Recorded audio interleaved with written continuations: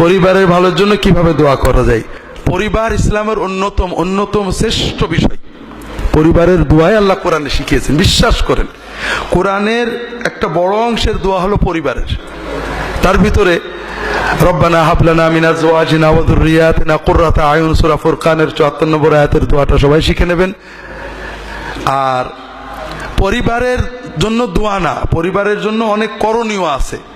স্বামী স্ত্রী পারস্পরিক দায়িত্ব বুঝতে হবে। লম্বা বলার সময় নেই। পরিবার নিয়ে অভিযোগ আমরা শুনি। প্রত্যেক পুরুষ প্রায় অধিকাংশ তার বউয়ের অভিযোগ করে বউ কথা শোনে না, অধিকাংশ স্ত্রী অভিযোগ করেন স্বামী কথা শোনে না। খুব রেয়ার পরিবার পাওয়া যায় বর্তমানে যারা নিজেদেরকে সুখী বলে ঘোষণা দেয়। এজন্য অনেক কিছু দায়ী। তার ভিতরে ব্যক্তি স্বাতন্ত্র্যবোধ। আমাদের আধুনিক সভ্যতা দুটো জিনিস দিয়েছে। এক হলো টিভি আছে না ঘরে ঘরে। টিভিতে যেগুলো দেখায় নির্মল বিনোদন, এর ভিতরে মল ভরা। সেটা কি? যেটা নাটক, সিরিয়াল, সব কি স্বামী ভালো না অন্য লোকটা ভালো, শ্বশুর শাশুড়ি ভালো না অন্য লোকটা ভালো। মানে সকল বিনোদনের নাটক সিরিয়ালের বেসিকটা কি? একটা খারাপ লোক খারাপ কাজ করে।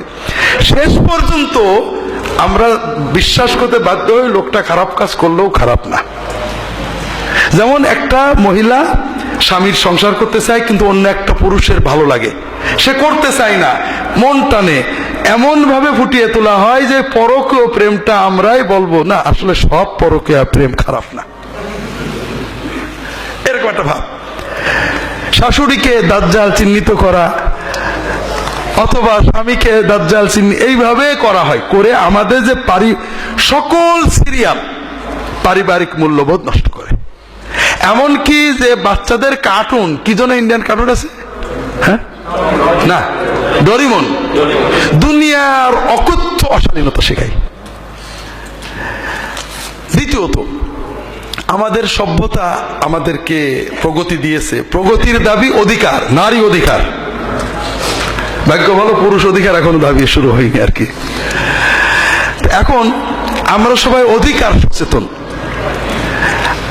অধিকার খারাপ কিছু না, অধিকার ভালো। তবে ইসলাম আমাদেরকে উল্টো জিনিস শিখিয়েছে, দায়িত্ব সচেতন। তুমি তোমারটা করো, তারটা যদি কম পাও কনসিডার করো।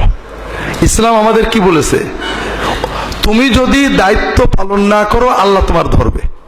তুমি দায়িত্ব পালন, অর্থাৎ স্বামীর উপরে ফরজ দায়িত্ব স্ত্রীর সাথে ভালো আচরণ করা, সাধ্যের ভিতরে ভালো কাপড় চোপড় কিনে দেওয়া, সাধ্যের ভিতরে সর্বোচ্চ সময় দেওয়া।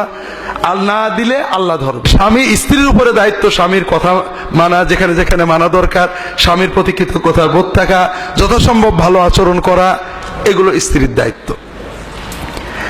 যদি প্রতিটি মানুষ তার নিজের দায়িত্ববোধ ইবাদতের চেতনায় স্বামী স্ত্রীর দায়িত্ব, স্ত্রী স্বামীর দায়িত্ব পালন করে, এই পরিবারে বরকত আসতে বাধ্য, আসবেই আসবে।